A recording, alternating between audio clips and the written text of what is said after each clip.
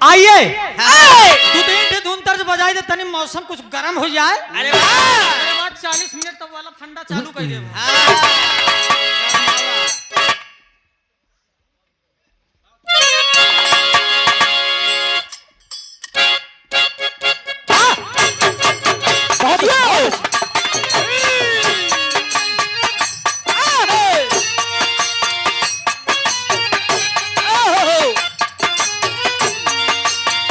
जियो मालिक जियो।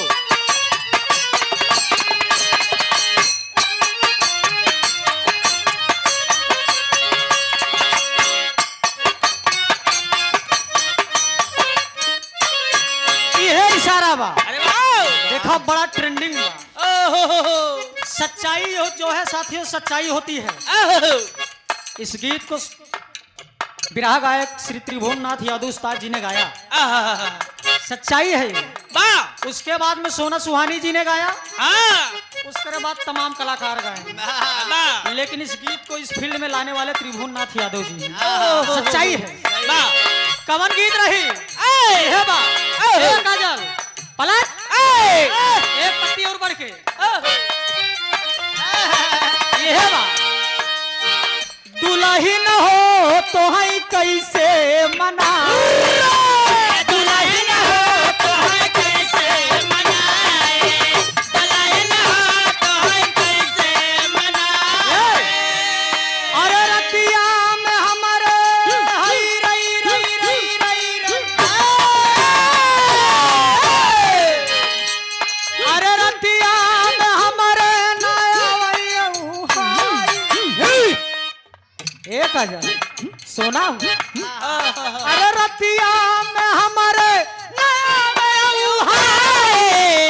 दुल्हन हो तो है कैसे मनाई, दुल्हन हो तो है कैसे मनाए, दुल्हन हो तो है कैसे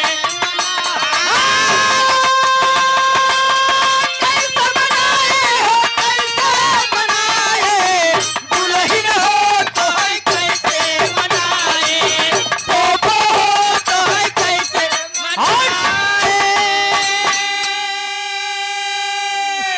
सिर्फ ये एक लाइन था, और एक लाइन क्या वाह, वो भी बजा दीजिए, ख्वाहिश पूरी हो जाए। ओहो,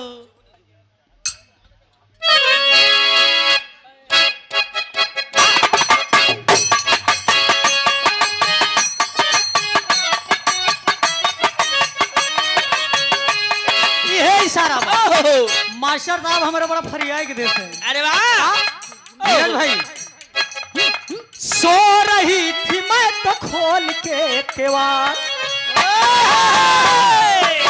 कोनो दुल्हन रही रात को बेला रहा, केवाड़ा होकर गलती से खुला रही गया, गर्मी बहुत भयंकर। कुंडी नहीं लगाए रही। वाह, बतावत बा, वाह, सो रही थी मैं तो खोल के केवाड़, बेदर्दी दगा दे के चले गए, बेदर्दी दगा दे के चले गए, बेदर्दी दगा दे के चले गए। मैं तो खोल के क्या, केवाड़। सो रहे मैं तो खोल के क्या, बेदर्दी दगा दे के चले गए, बेदर्दी दगा दे के चले गए। कहर बेदर्दी दगा दे के चले गए। आइए एक छोटा सा विरहा वाह, आप सबके बीच में रखने जा रहा हूँ। वाह, उम्मीद नहीं है, मेरा विश्वास है। वाह, विरहा तो आप सब तमाम सुने होंगे। आकाश गुरुदेव, ओहो, आप भी तमाम विरहा में संगत किए हैं, वाह, तमाम लोग विरहा सुनाते हैं, लेकिन एक ऐसा विरहा हमारे ख्याल से बहुत कम गवैया मोहे आप सब सुनत होगा। उम्मीद है कि आप सबको पसंद आएगा। आइए मास्टर साहब, वाह, विरहा का स्वर दैका वो 40 मिनट वाला समय चालू कर दो।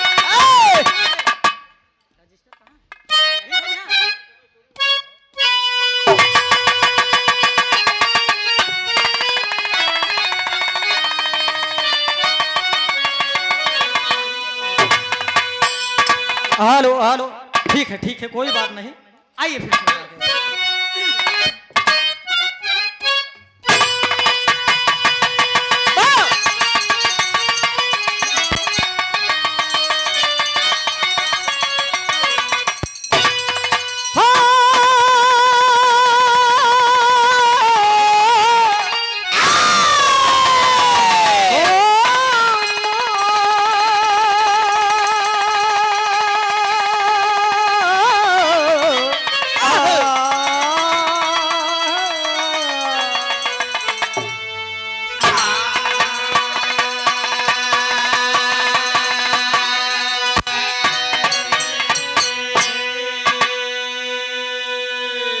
विरहे का शीर्षक होगा साथियों भाई बहन की शादी। अरे वाह!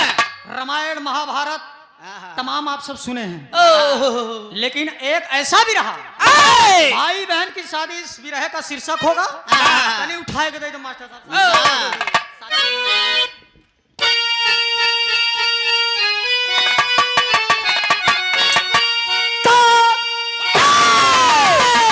राजा रतन सेन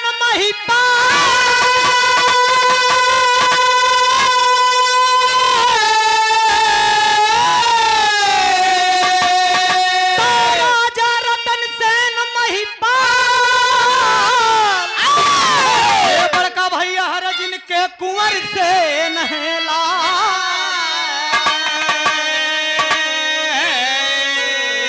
बेटी बिमला रही उमरिया 2 साल।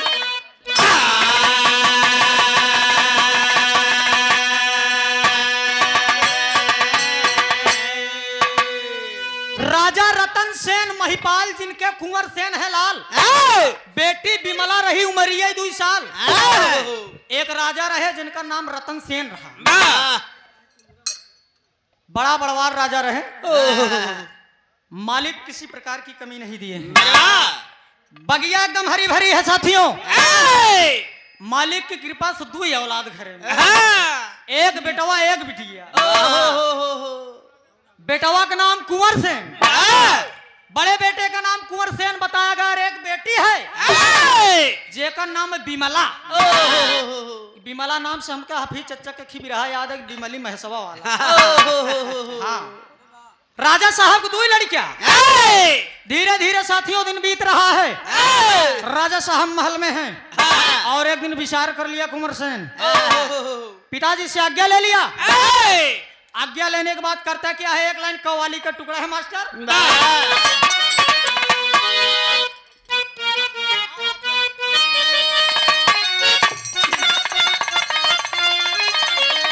और ये देखें आदरणीय आप श्रीमान रामचंद्र विश्वकर्मा जी प्रधान पद के प्रत्याशी हैं। देवली की माटी से हमारा रुचि यादव जहां भी रहा 2 दिन पहले हुई ना। भाई साहब की तरफ से 1 से 1 रुपया का पुरस्कार बतातार सुखी रखे मालिक कल्याण करे। गलती के लिए क्षमा चाहिए मोर भैया। यही लाइन है कि अरे हर एक चीज मेरी तुम्हारे लिए है। क्या तुम्हारे लिए है? क्या? एक अजल अरे हर एक चीज मेरी अरे अब तुम्हारे लिए है। यहाँ मांग लेना वहाँ मांग देना, हर एक चीज मेरी तुम्हारे लिए है। हर एक चीज मेरी तुम्हारे लिए है। यहाँ मांग लेना वहाँ मांग लेना, हर एक चीज मेरी तुम्हारे लिए है। वहाँ मांग लेना, वहाँ मांग लेना। हर एक चीज मेरी अब तुम्हारे लिए है।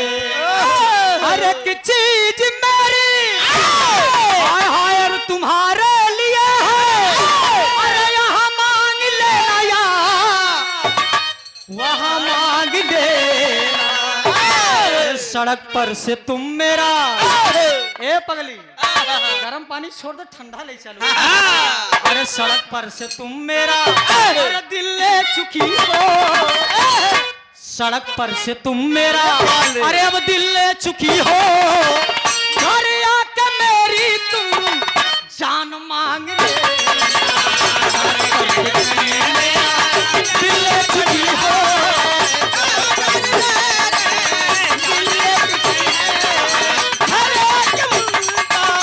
जान मांग ले।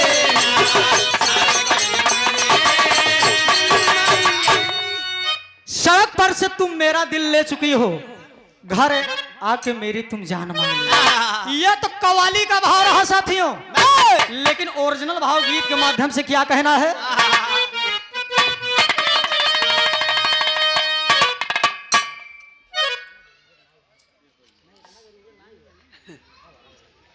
एक बार जोरदार ताली बजा के आप सब सम्मान करेंगे।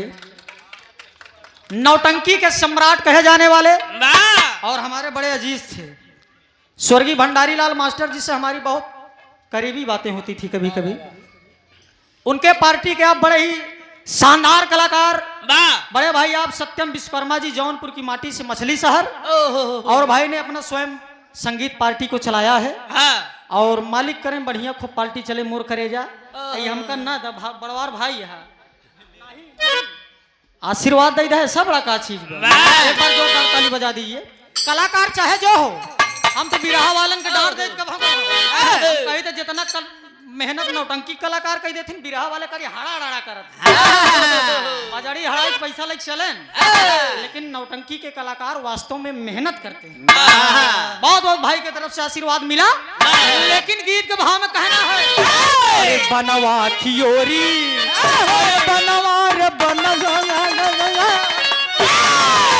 अरे बनवा खियोरी अरे कुंवर से न चले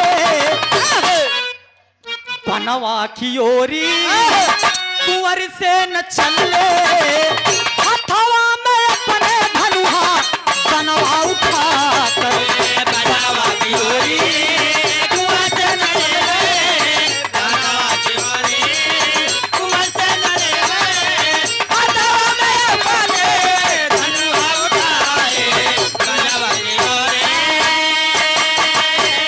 कहे रे बनवा खियोरी कुंवर से न चले अरे हथवा में अपन धनुहा बनवा उठा कर एक दिखाई दिया है वहां पर पीछे पड़े वो निशाना लगा कर। गौर करेंगे कुंवर सेन अपने पिताजी से आदेश पाने के बाद राजमहल में पहुंचा कहा पिताजी हमार मन में आज हम शिकार खेल जाब पिताजी कहन बेटवा जाबा तू शिकार खेल कहन जा तुहार मन में जा। गौर करेंगे घोड़े पे सवार होने के बाद आज कुंवर सेन बियाबान जंगल में चल दिए सीटी न दे मुन्ना। घोड़े पे सवार होने के बाद कुंवर सेन आज जंगल में चल दे शिकार खेले भी जब शिकार खेलत खेलत दिन भर समय बीतई वाला और ये देखे अरविंद फ्लोर डीजे पता जमुआ बसना प्रतापपुर और धीरज फ्लावर डेकोरेशन और ये जो सिस्टम लगा है आप सब देख रहे हैं वाह भाई के तरफ से सादर 51 रुपए का पुरस्कार बहुत बहुत पहले है प्रणाम है आप सबका आशीर्वाद है। ध्यान दा आज कुंवर सेन जब जंगल में पहुंच गया धनुष बाण लेके चारों तरफ दौड़त बा कोई शिकार नहीं मिल रहा है दोपहर के बेला हो कि प्यास के मारी जान जाइला अब तो कुंवर सेन पानी हेरत है जंगल में पानी कहाँ मिले भाई गड़ही मिले तालाब मिले जंगल में यहन कुल मिले हेरत परेशान हो गए लेकिन पानी मोर भैया हरे नहीं मिला। आखिरकार देखें जब ढेर दूर चला गए देखत है एक मड़ही देखा टूटही फुटही मड़ही एकदम गड़बड़ मड़ही कुंवर सेन सोचा तहन कि हो सकत के जान या पानी मिल जाए। आस लगाने के बाद कुंवर सेन वही मड़ही के लगे चल दे हैं जब मड़हिया लगे चल दे हैं तो एक लाइन तर्ज में कहे रे बिदिया यह लाइन आवा बिरहा में मेरी पर्सनल रिसर्च है रे बिदिया कहाँ अरे बिदिया बिदिया रे बिदिया कहाँ रे बिदिया कहाँ गिर गई ना जानी राम बिदिया कहाँ गिर गई ना जानी राम बिदिया कहाँ गिर गई ना बिदिया कहाँ गिर गई कुआं पे गईली कुआं पे गईली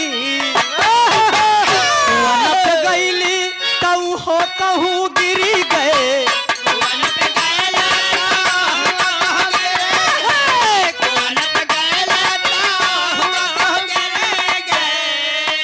एक बार जोरदार ताली बजा के आप सब सम्मान करेंगे। ताली बजाएं कंजूसी ना कर मेरे दोस्त। और बड़े ही सम्मानित व्यक्ति हमारे और आपके बीच में उपस्थित है मंच पे। सम्मानित आप जन जन में सम्मान पाने वाले आदरणीय आप ज्ञान सिंह यादव जी। वाह नेताजी के तरफ से विधायक पद के उम्मीदवार साहब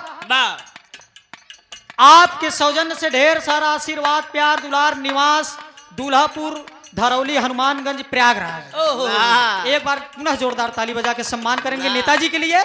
ढेर सारा आशीर्वाद, प्यार, दुलार, कभी जरूरत पड़े तो नेताजी याद किया। बहुत बहुत प्रणाम है आपके श्री चरणों में। कुआं न पे गईली ता उह कहूं गिरी गए, कुआं न पे गईली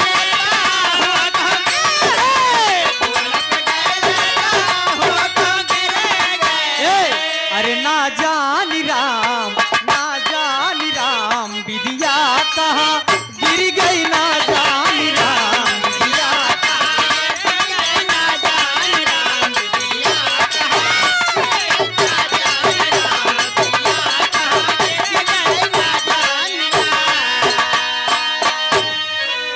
दौड़ करेंगे साथियों।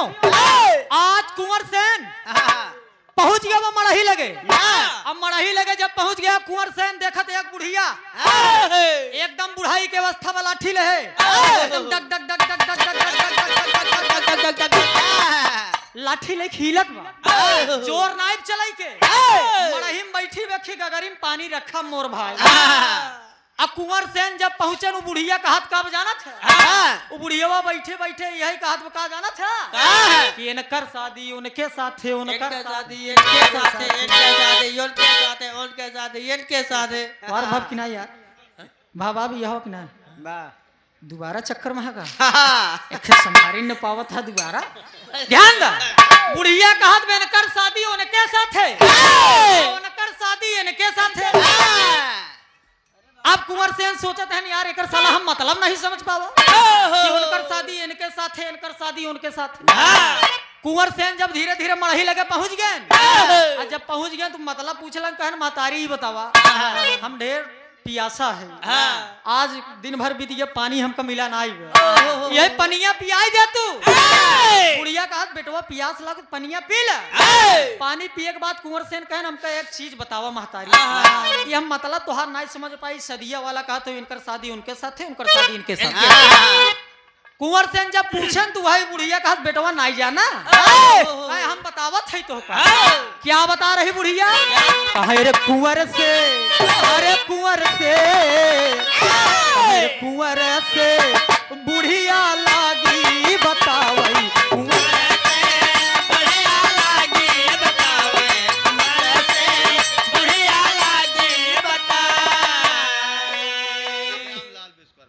श्यामलाल विश्वकर्मा। आदरणीय आप जमुआ की माटी से दादा श्री श्यामलाल विश्वकर्मा जी, आपके कर कमलों द्वारा 101 रुपया का पुरस्कार। बहुत बहुत आपके श्री चरणों में प्रणाम है, आशीर्वाद की कामना बा।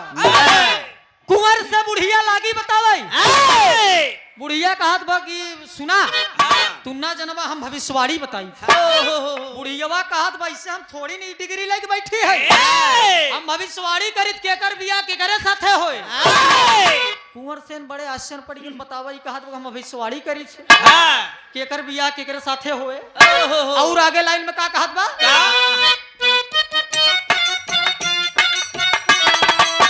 धूम धाम से कोई है शादी, धूम धाम से कोई है शादी, धूम धाम से कोई है शादी। सुंदर दुल्हन आई जैसे सहजादी, सुंदर दुल्हन आई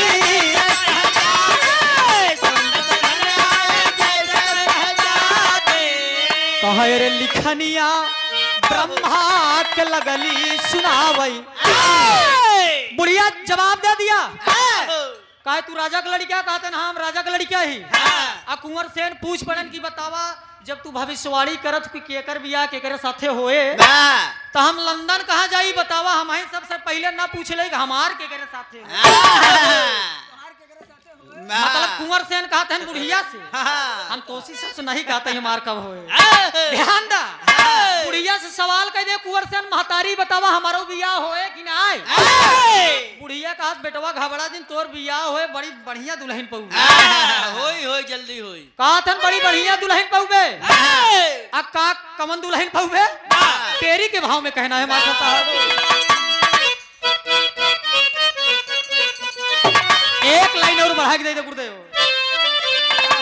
हाँ कहा अरे राम बहिनिया संग घूमई भंवरी कहा अरे रामा रामा बहिनिया संग घूमई भंवरी रामा रामा बहिनिया संग घूमई भंवरी रामा रामा बहिनिया संग घूमई भंवरी तयाई धूमधाम से तयाई धूमधाम से तयाई धूमधाम से आई धूमधाम से घरवा में दुल्हनिया बहिनिया संग घूमई भंवरी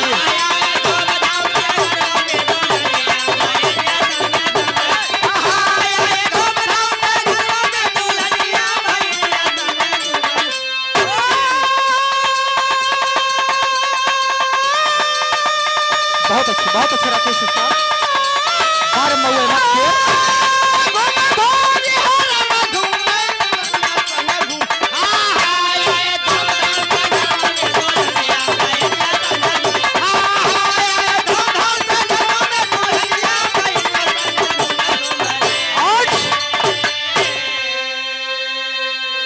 और ये पुनः 101 रुपए देकर सम्मान किया गया बड़े भाई आप आशीष विश्वकर्मा जी धीरज विश्वकर्मा जी भाई के तरफ से बहुत ढेर सारा आशीर्वाद। आई धूमधाम से घरवा में दुल्हनिया बहिनिया संगे घूमई भंवरी वो बुढ़िया कहत पगला तोर बियाह के घरे साथे होए जाना थे अब कुंवर सेन कहत महतारी के घरे साथे हो राजू भाई वो पूछत वो हमार बियाह के घरे साथे होए बुढ़िया कहत पगला तोर बियाह तोरे बहिनी के साथे होए। अब देखा मामले अब गड़बड़ाई गया बा पैसा ले ला पैसा बिना पैसे भी हवो न राम और आदरणीय आप रामचंद्र विश्वकर्मा जी देवली की माटी से प्रधान पद के प्रत्याशी साहब 151 रुपया का पुरस्कार भगवान करे भंडार भरा रहा और ऐसे धीरे धीरे आवत रहा। प्रणाम भैया के ध्यान दा आज बुढ़िया कह दे कि तोहार बिया तोहरे बहिनी के साथे होए कुंवर सेन मारे कुरन हरामखोर बता रही हो कि हमार बिया हमारे बहिनी के साथे होए मारे गुस्सा में कुंवर सेन गुस्साई कि बता भाई बुढ़िया कहत बा कि तोहार बिया तोहरे बहिनी के साथे होए हमार बहिन अबे 2 साल घइया ही बे आई पहले गलत बोलत बा कि तोहार बिया तोहरे बहिनी के साथे होए तलवार म्यान से निकाल लिया कुंवर सेन होश में हो जाओ इस तलवार से तुम्हारा सर अलग कर दूंगा मैं। बुढ़िया डराई बुढ़िया एकदम बटूरी गई अरे बाप रे बाप अब तो हमार जान ना बची। ध्यान दो आप सब बुढ़िया कहत बा कि सच्चाई अब तोहार बिया तोरे बहिनी के साथे होए कुंवर सेन गुस्सान मार से तलवार उलार बगले निकले रखे तो भाई एक झापड़ दे भाई माला पहना और स्वागत सम्मान की कड़ी में पुनः एक बार जोरदार ताली बजा के आप सब सम्मान करेंगे। बड़े सौभाग्य की बात है आशीष जी देखा तुम्हारा सरजमी पे यही मनई नहीं दूर दूर से मनैया बादशाहपुर तक मनैया बिरहा सुनैया है ये तो हमार घर है लेकिन आपका प्यार है करेजा। और ये देखें आदरणीय आप श्रीमान अजय कुमार यादव जी जिला महासचिव युवा मंच अपना दल प्रयागराज गंगा पार निवास देवली बरियारी प्रतापपुर प्रयागराज जिला पंचायत सदस्य साहब के तरफ से वार्ड नंबर 3 भैया की तरफ से 201 रुपया का पुरस्कार बहुत बहुत प्राण मालिक करें जीता और जब जीत जाए तो हम ही और कजल बुलाया दूसरा लड़की जी ने बुलाया कहा कि कजल एकदम खर्राटे हिसाब से पलटू जलाई गए का कोई बात नहीं दे दो गर्म पानी दे दे ध्यान दा कुंवर सेन वही हाथ उठा दिया बुढ़िया खबरदार बोल रही हो कि हम हमारा विवाह मेरी बहन के साथ होगा 2 झापड़ मारे के बाद कुंवर सेन चल रहे आ जाएगी अपने घरे में 1 दिन 2 दिन 3 दिन 4 दिन का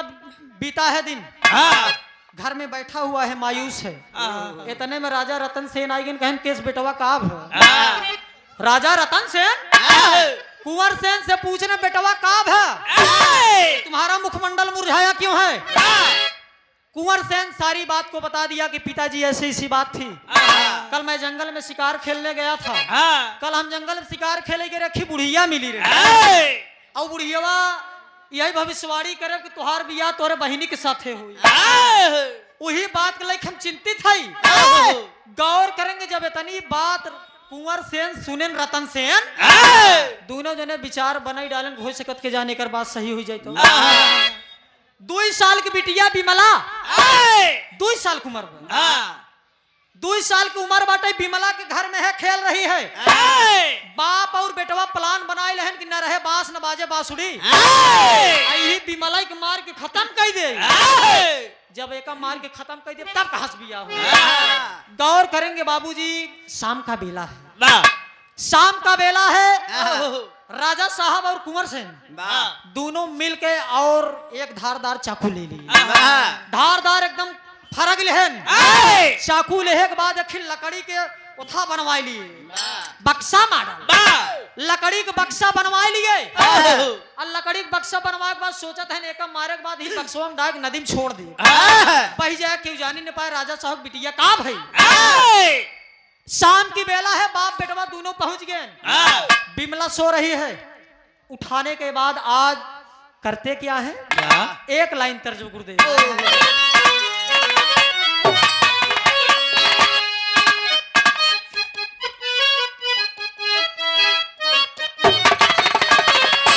यह लाइन बा अरे सैया अरे सैया लइका नियन सूत जाल तोरा में अरे दुल्हा सैया करे जाओ अरे सैया लइका नियन सूत जाल तोरा में दिया के अजोरा में ना सैया लइका नियन सूत जाल तोरा में दिया के अजोरा में ना सैया लइका नियन सूत जाल तोरा में दिया के अजोरा में ना। लेकिन आज शाम का वक्त है बाबूजी। बाप और बेटवा मिल के आज 2 साल की बिटिया बिमला बा। गौर करेंगे बाबूजी आज पूरी शरीर को छलनी कर दिए। रो रही है बिलख रही है बिमला कि बाबूजी मुझे छोड़ दीजिए मैं आपकी बेटी हूं ना।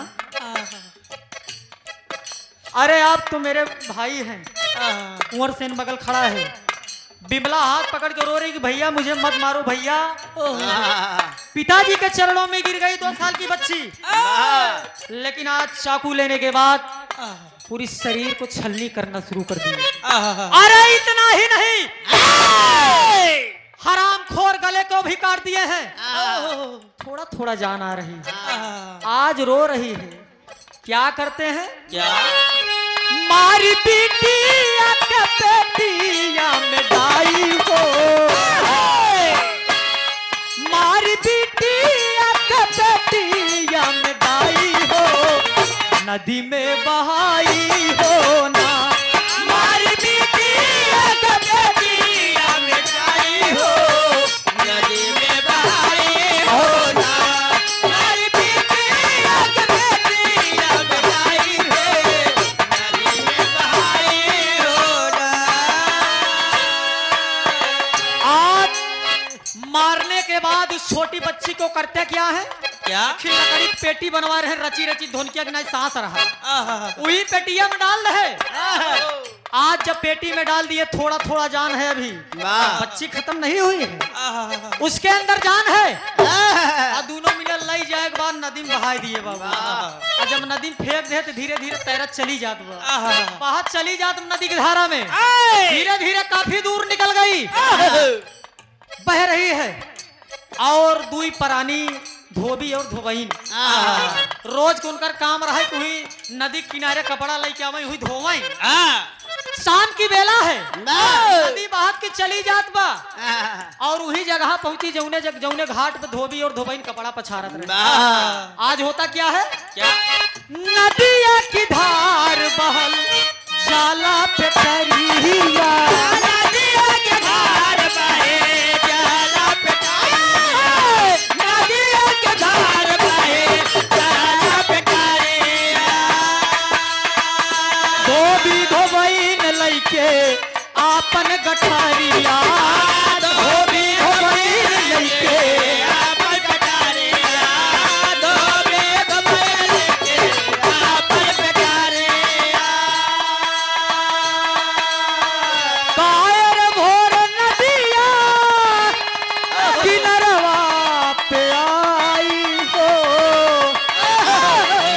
है बहाई होना। गौर करेंगे स्फोर की बेला है, दोनों प्राणी वह गठरी पे लई के मूड़े पर रखे, मेहरारू आगे आगे चली जात, मनसेधु पीछे पीछे, दोनों मिले चला जाते हैं मजे में, आ गठरी ऊपर रखे हैं। अब भोर के बेला बस सवेरा हवा बेला बा। गौर करेंगे राकेश बाबू, भोर के बेला दोनों प्राणी चला जाते हैं, और जब चला जाते हैं तो देखत का है एक ही पेटी बात के चली जाती। वैसे एक बात बताई, तनी मेहरारू तनी कौनो चीज ओस देखत थी तो सोचा थी कुछ न कुछ मिलिन जाए, और नदियवा में पेटिया बाहर चली जात बा, वही दोनों मिला कपड़ा पछारत है, और जब पेटी बाहर चली जात उतना में धोबइन की निगाह पड़ गई, ओकर मेहरारू की निगाह पड़ गई, ए दुल्हा का तो केसरे का है का यार देखा था का बात की जात बा। अब दुल्हा ओकर धोबी कहत बा कि होए रे कुछ होए बात की जात, हमसे तो से का ले ला दे। अब दुल्हन कहत बा कि होई सकत के जान माल खजाना भरा। अब देखा मेहरारू को लालच, कहत बा होई सकत तो में सोना चांदी भरा होई पेटिया में, एका खींच लिया बा। अरे बाप रे बाप, एक बात जान लो, मेहरारू के बात सबको माने के पड़ता। दुल्हा भाई ना मानबे, अब धोबइन कहत ना माना, दुल्हा कूद गया, हम बुढ़िया बह जा, आई घबरा जी हुए अपने लूगा वाली टोक पकड़ाए, और धीरे धीरे खींचत की चला जात, एक ओरी धोबइन पकड़े बा, एक ओरी ओकर दुल्हा पकड़े जा, अंदर धीरे धीरे चला जात बा। धीरे धीरे जब इतना पानी में हिला, नदी की धारा काफी तेज है। गौर करेंगे बाबूजी, वही पकड़ीन तो लेहस, जब पेटी पकड़स खींच के बहरे निकाल लिया राजा, जब बहरे निकाले सब धोबाइन खुशी हो सकत में कुछ सोना चांदी मिल जाए, मरुतिलान को जल्दी खोला दुल्हा कहत ओसी बर्दाश्त ही नहीं हो। अब दुल्हा ओकर लगा बाबूजी ओकर खोलई, बढ़िया सो में ताला ओला दिया रहा, लगा तोड़ तार के अपन बेचारा हथौड़ी लिया। जब खोलेस तो गौर करेंगे बाबूजी, उनमें से निकला का एक ही लड़की, वही राजा साहब की बिटिया बिमला जो 2 साल के रही, धीरे धीरे जान अभी है, धीरे धीरे सांस ले रही है। ऐतनम बाबूजी जब धोबाइन देखे तो वह छाती चपकाई ले, लड़कियां एक को मालिक नहीं दे रहे। जब पेटिया में बिटियावा निकली, देखत बा कि शरीर में चारों तरफ घाव बा, शरीर छलनी हो गई है। करेंगे आज मेहरारू होकर छाती से लपटा दिए, भगवान ने हमको कोई औलाद नहीं दिया, बिटिया बेटवा कुछ नहीं दिया मुझे, लेकिन हो सकता भगवान ने दिया हो, भगवान की मर्जी है। गौर करेंगे, उठा लिया छाती से, जब चपका लिया अपने दुल्हा होकर कहत रहूं मर सोना चांदी हो, करे कहत रहे मैं सोना चांदी होए ना, यही या सोना चांदी। दुल्हन कहत कि सैया बिटिया सोना चांदी है, बिटिया सोना चांदी हिन, बेटवा परदेश चला जाथिन कमाए तो उनकर सैलरी जोड़ा जात है, कहीं लड़कियां कमात बा, बिटिया जब 17-18 साल बने की खियावत हिन ओकर हिसाब के दे उनहुत कमात हिन ना, तो ऐसी बात नहीं है। आज छाती से जब चपका लिया, कहे सैया ये बिटिया हमारे, ये बिटिया हमारे, भगवान एक समझा हमका दईन दे। गौर करेंगे घर लई गए, ओकर बड़े प्यार से नाम चंचला रखे। का नाम? चंचला बड़ी चंचल स्वभाव के रही, धीरे धीरे सयान हो गई, जवान हो गई। और जब सयान हो गई तो बाबूजी गौर करेंगे, एक दिन कुंवर सेन, रतन सेन के बेटवा कुंवर सेन, बिमला का भाई कुंवर सेन विचार कैले चला फिर शिकार खेले, निकल गया, धीरे धीरे काफी दूर निकल गया। बाबूजी घोड़े पे सवार है, टक टक टक टक नदी किनारे किनारे जब चला गया, वही जगह पहुंचा जहां धोबाइन कपड़ा पछारत रहे। अब उसको ये नहीं मालूम है कि मेरी बहन बिमला भी जिंदा है, अभी यह नहीं करेगा, वो तो शिकार के तलाश में निकलब ना। गौर करेंगे, बिमला खाना लाई के महतारी बाबू के खाना लाई के मूड़े पर रखे बा, मूड़े पर रखे भी यही गावत की याद है, रान मोरा रात झकझोरी में, यही गावत के धीरे धीरे चली जाती बा। जब चली जाती तो इधर से कुंवर सेन घोड़ा सवार बा, जब घोड़ा सवार देखत भी खूबसूरत लड़की चली आ रही है, पायल की आवाज छम छम छम छम कर रही है, और कुंवर सेन की निगाह लड़ गया। बातों बातों में जाने क्या हुआ, अरे बातों बातों में जाने क्या हुआ, तेरे नैन मेरे नैन देखते रहे, दोनों को निगाह जब लड़ गया, बिमला नहीं जानत कि हमार भाई है, अब कुंवर सेन वह नहीं जानत कि हमार बहन बिमला है। अब दोनों देखा प्रेम हो गया, अब जब दोनों प्रेम हो गया, अल्लाह की एक लाइन का कहत बा,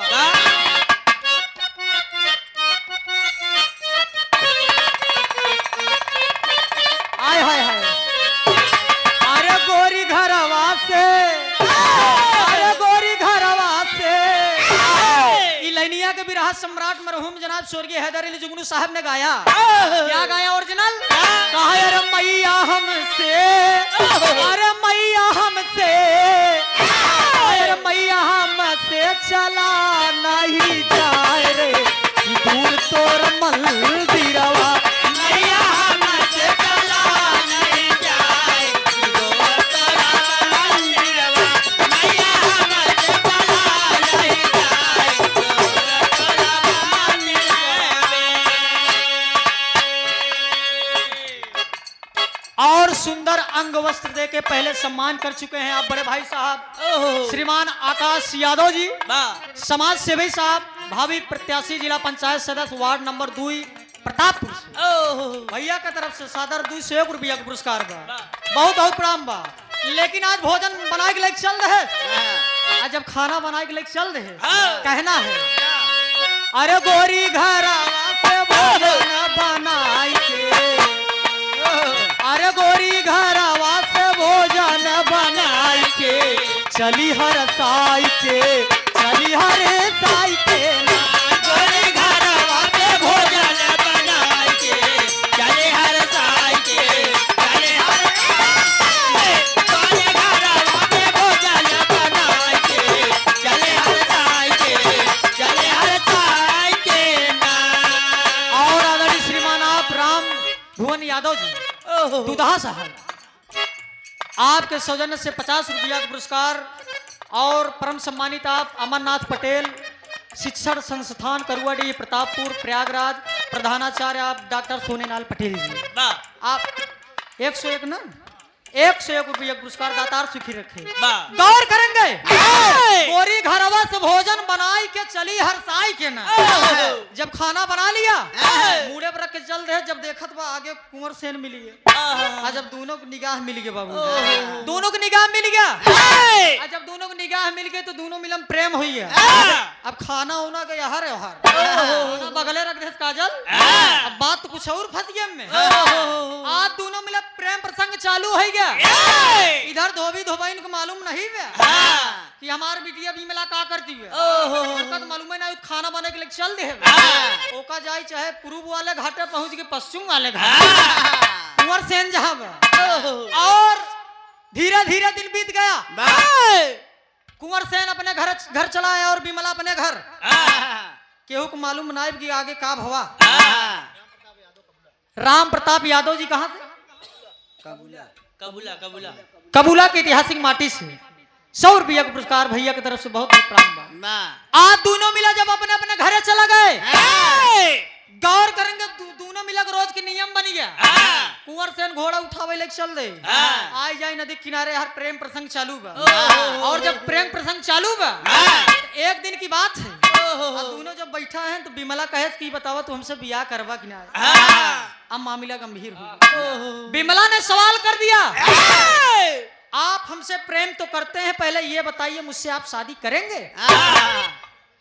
अब कुंवर सेन कहा पगली हम तो उसे बियाह करब, अरे हम तो उसे बियाह करवाई, पगली तो हमका बड़ी निक लागत, कुंवर सेन कहा बिमला से तू हमका बहुत निक लागत, हम तो उसे बियाह करब, दोनों मिला जब राजी हो गए, बहन कब कैसे होए, अब बिमला कहा कि जा तू अब अपने बाबू से बतिया, तभी बियाह हुए, बिमला कहा भाई अब तू राजा महाराजा का बेटवा है, अब हम गरीब घरे के बिटिया है, अब कर ही तुहार पिताजी शादी की नाय, कुंवर सेन मारे तांदट, पिताजी हमारे हमको बहुत मानते हैं, जान से ज्यादा मानते हैं, अगर बाबू से हम अपने कह दो तो बियाह करवाई करे, ऐसा तो हो ही नहीं सका, लेकिन जाते जाते एक लाइन कहा गया क्या कुंवर सेन, क्या अरे तोहर नाम लइके, अरे नाम लइके नाम लइके नाम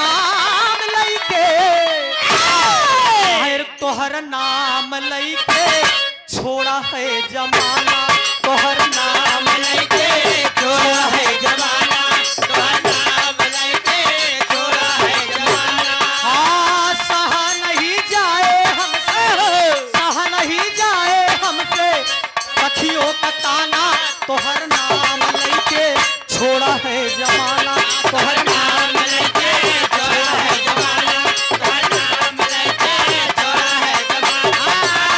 सहा नहीं जाए सहा नहीं जाए हमसे सखियों का ताना, तोहर नाम लइके छोड़ा है जमाना, तोहर नाम लइके छोड़ा है जमाना।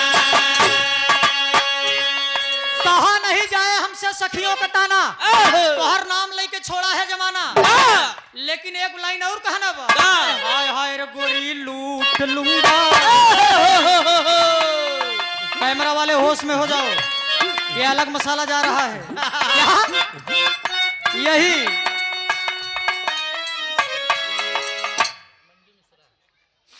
और ये देखें, बड़ा महान पुरस्कार हमारे गार्जियन हैं आप, परम सम्मानित आप श्रीमान मंजू मिश्रा गुरुजी, करुआडीह के ऐतिहासिक माटी से 200 रुपया का पुरस्कार। बहुत बहुत आपके श्री चरणों में पैलगी है, प्रणाम है, आशीर्वाद की प्रतीक्षा है। गोरी लूट लूंगा, क्या गोरी लूट लूंगा सारा खजाना, गोरी लूट लूंगा सारा खजाना, लूट लूंगा सारा खजाना। आज सजन से तेरा एक अजल पगड़ो अपनी दाएं कहा तो यहाँ लखा अपनी ने पेरुआ से मोहर मारे। क्या बात है। अब ना सजन से तेरा, अब ना सजन से तेरा चलेगा बहाना, गोरी लूट लूंगा सारा खजाना, गोरी लूट लूंगा सारा खजाना, लूट लूंगा सारा खजाना। अब न चलेगा तेरा, अब न चलेगा तेरा बहाना, गोरी लूट लूंगा सारा खजाना।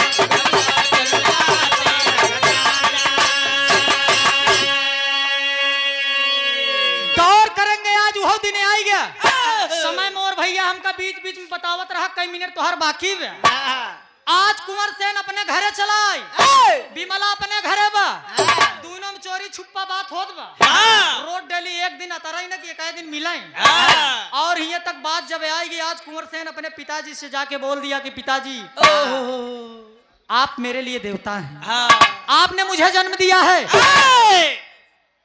आप मेरी एक इच्छा को पूर्ण कर दीजिए।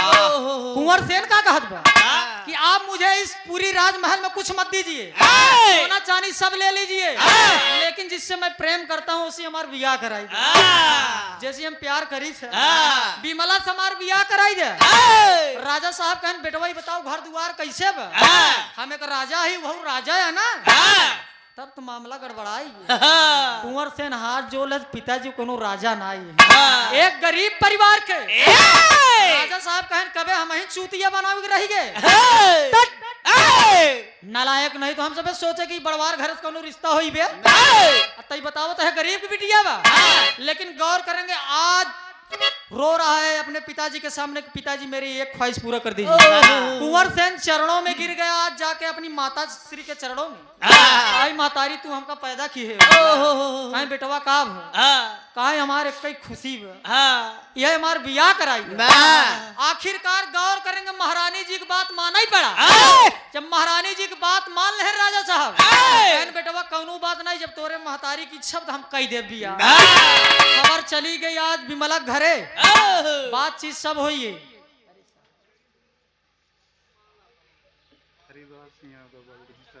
और हरिद्वार यादव जी बल्दिया सैदाबाद की ऐतिहासिक माटी से, प्रयागराज की धरती से 200 रुपया का पुरस्कार। बल्दिया में हमारी रिश्तेदारी हुई। एक नहीं सुमित्रा नंदनी जी से ही विरह लिखा रहा, लेकिन यार बाहर हुई है। हम कहे चला बाद में कब हम मुलाकात हुई है। ध्यान दा आज बात माने के बाद कुंवर सेन आज दुल्हा बन के तैयार हो गया।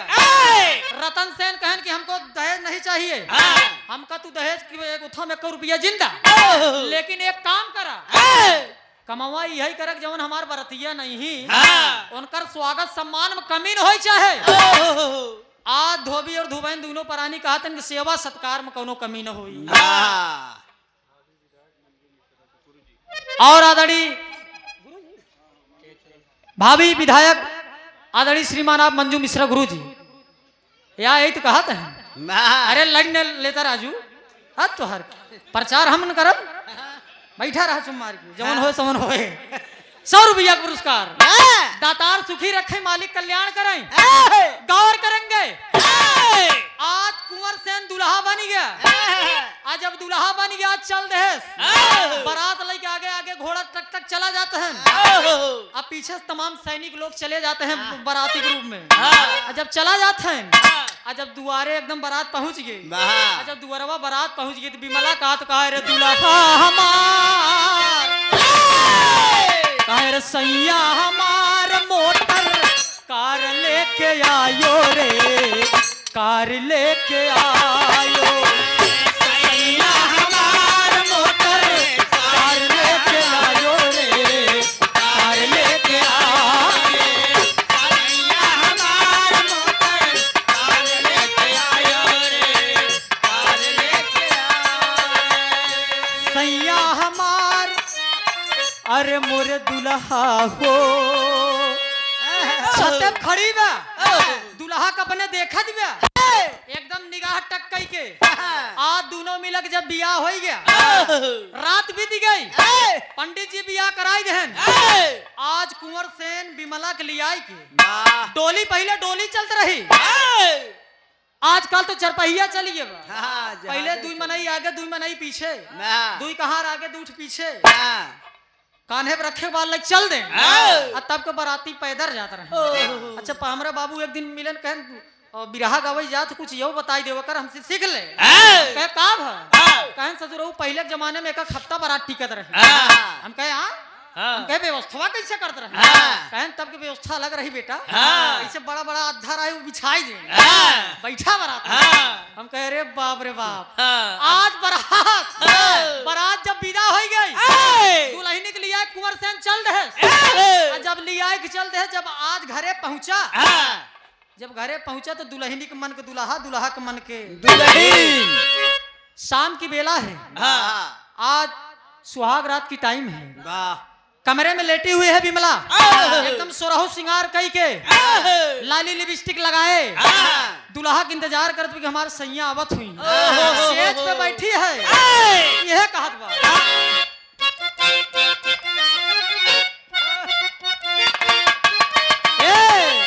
हाय हाय हाय रे धन ठानी उरार। कुंवर सेन पहुंच गया, स्टेज के पास पहुंच गया, सोचा तू कि हम घूंघट उठाई, कहत वो करे पहले हाय हाय हाय रे धन ठानी उरार, अरे पायु बलम बौरा पावा,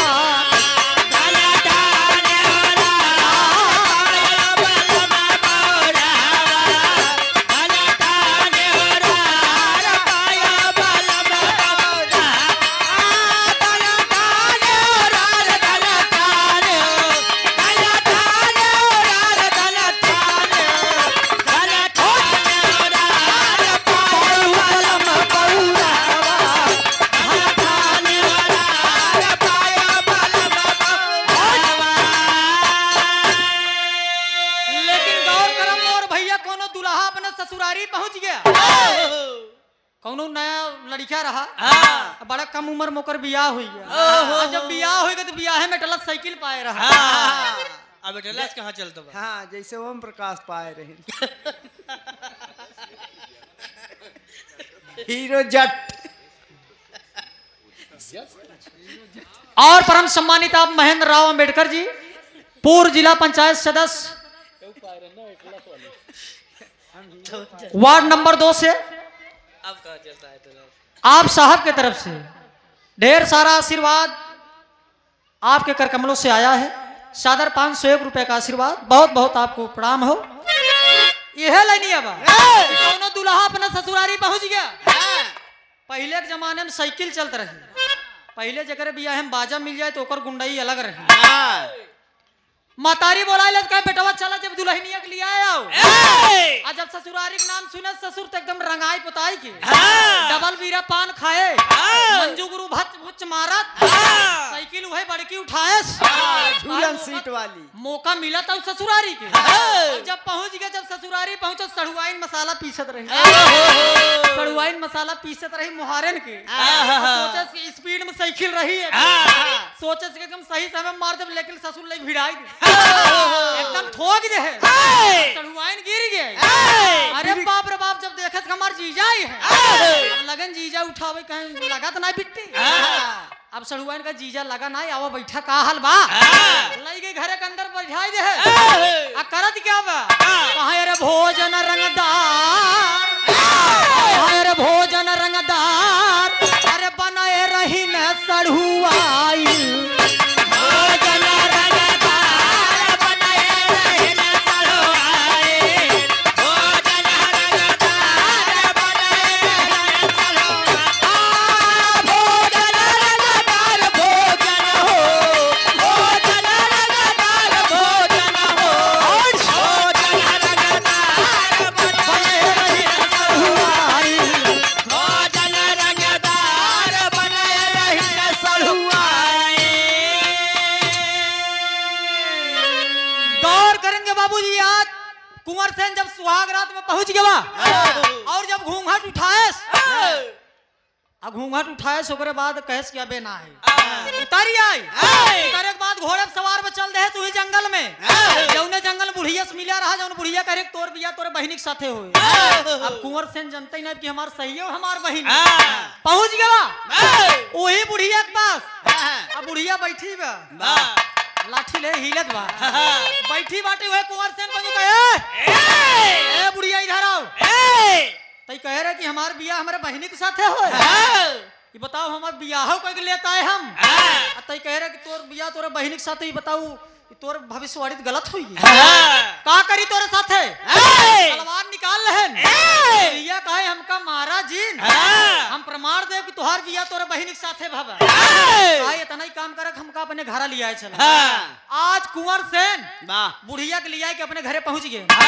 गौर करेंगे बाबूजी आज कुंवर सेन बुढ़िया कहा कि दुल्हन तुहार कहाँ बा दुल्हनिया तुहार कहाँ बा। आज जब दुल्हनी लगे लिया के चला गए यही पूछा था कि ये बतावा कि तोर का नाम बा। अब वो कहत बा कि हमार नाम चंचला बा। लड़की बता रही है हमार नाम चंचला बा। आज बुढ़िया कुंवर सेन से कहा तू खाली इतना ही जाए कि देखा कि तोहरे मेहरारू के शरीर पे चिन्हान कौनो बा छुरी के चक्कू के कौनो निशान बा। गौर करेंगे मर्द फुसलाए के बाद कुंवर सेन जब पहुंचा घूंघट उठाए और जब रची हटाए तो देखत मर कटा पीटा रहा। अरे बाप रे बाप आवाज हो गई पहुंचा बुढ़िया के पास कही बतिया तोर सही बा ओकरे शरीर मार कटा पीटा निशान बा कहे कि बुढ़िया कहे इस फैसला ना हुई फैसला ऐसा ना हुई लड़की के महतारी और बाप के बोलवावा। आज लड़की के महतारी बाप दोनों बुलवावा गए राजा के दरबार में। जब बुलवावा गए ना दोनों जने सामने हो गए। अब बुढ़िया यही राजा साहब से कहत बा कि इनसी कहे सही सही बताई ही अगर रच्चो झूठ बोली ही तिनकर गर्दन उतार लिया जाए। राजा साहब हुक्म दे दिए कि दोनों प्राणी जवन पूछब सही बताया ई बिटिया के कर मतलब ये दोनों जने ई लड़की तुझसे बाप है। आखिरकार जब राजा साहब मारे गुस्सा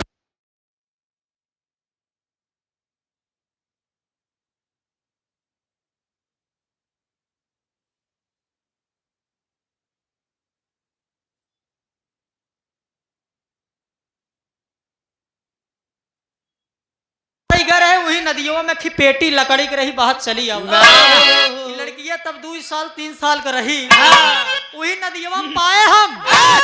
अरे बाप रे बाप जब इतनी बात सुने तो गौर करेंगे राजा साहब को बात याद आ गई।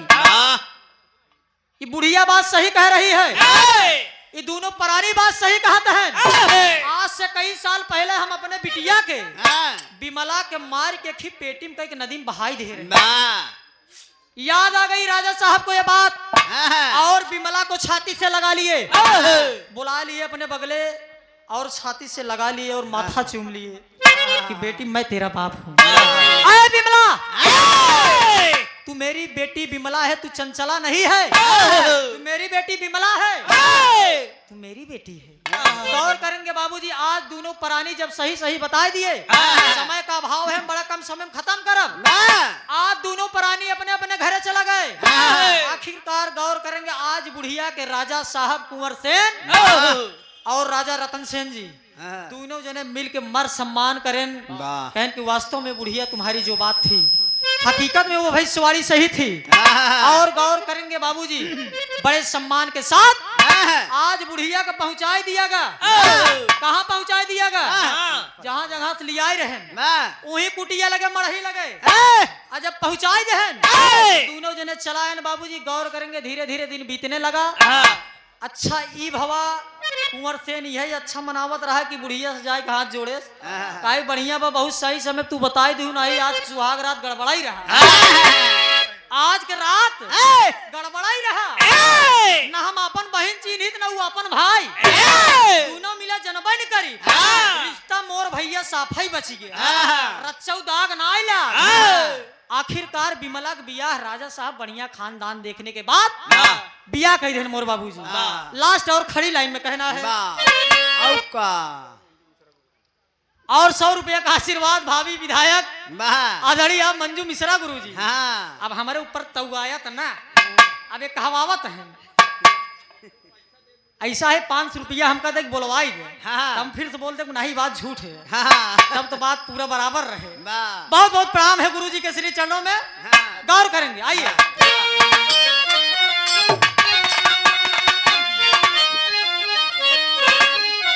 अरे बिमला बहिनी के सदिया, अरे बिमला बहिनी के सदिया, अरे तब रचाए रजनवा, अरे बिमला बहिनी के सदिया, हाय हाय रब तब रचाए रजनवा, बिमला पाई गई अपन मन के देखा सजनवा। चल जाता है कभी कभी, आज अपने मन के दुल्हा पाई गई। गौर करेंगे ऊपर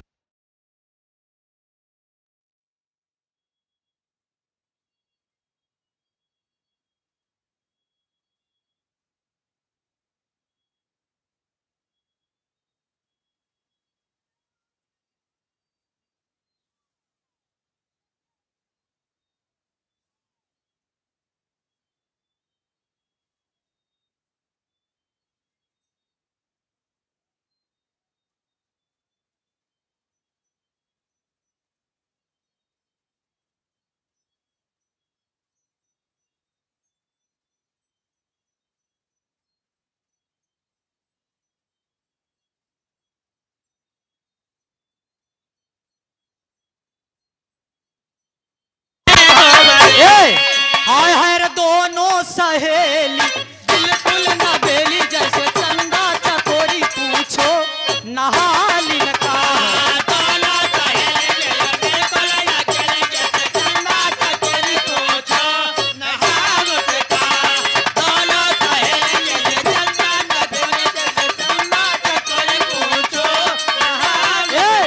आंखें इनकी कटारी, आकाश गुरुदेव, आंखें इनकी कटारी, बाल नागन है कारी, आंखें के कटारी बाल नागन है झारे, आंखें के कटारी बाल नागन है झारे, आंखें इनकी कटारी बाल नागन है कारी, और का गोरे गोरे, अरे गोरे गोरे अनार जैसा है गाल इनका।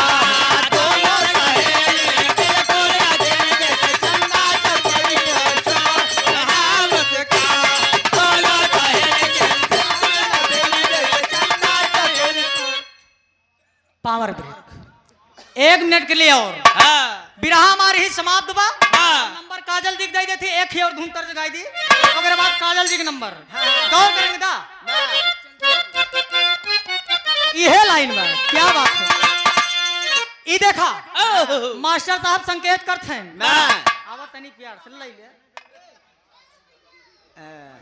वाह और जोरदार ताली बजा के सम्मान करेंगे। ये मेरा छोटा भाई है वाह गणेश सरोज, हमार ननियाउर ही बरेने बाटे, हाँ फतेहपुर माफिक बगले। हाँ सुने न भैया का आज बिरहा तो दौड़ के चलायन बेचारू गाड़ी लेके ठंडी में। हाँ। हम कहे राहत बरेने में कार्यक्रम लागे तब सुना कब है। हाँ ढेर सारा आशीर्वाद प्यार दुलार भाई से मिलता है। सादर 501 रुपए देके सम्मान किया गया।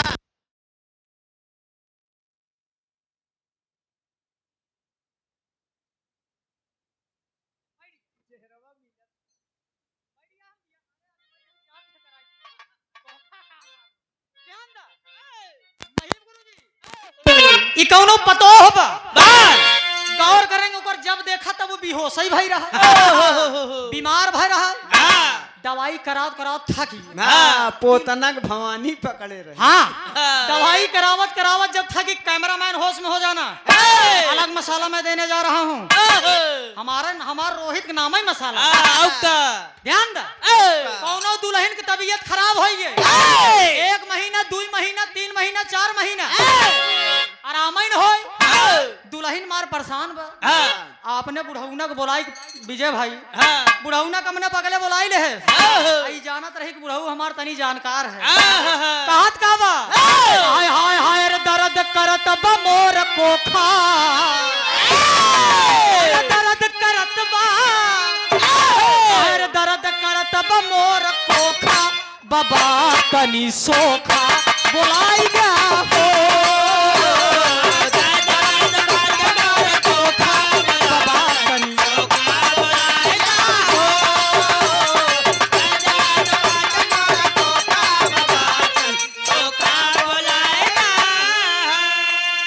दुल्हनिया कहा तो दर्द करत ब मोर कोखा, बाबा तनी सोखा बोलाई देना।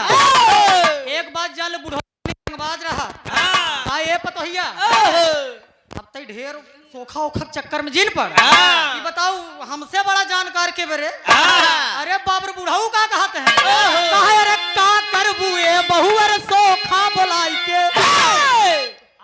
ले लेते हैं बोलिए खातिर दुकानदारी चलत रही ना। वाह और परम सम्मानित आप धनराज सिंह यादव जी पूर्व प्रधान जमुआ भैया की तरफ से 100 रुपया का पुरस्कार प्रणाम बा। यह बुढ़ऊ कहत है, अरे का करबुए बहुअर सोखा बोलाई के, अरे का करबुए काजल सोखा बोलाई के, अरे सोख से होई जाए धोखा, पतोहु भूत हमसे झराइला।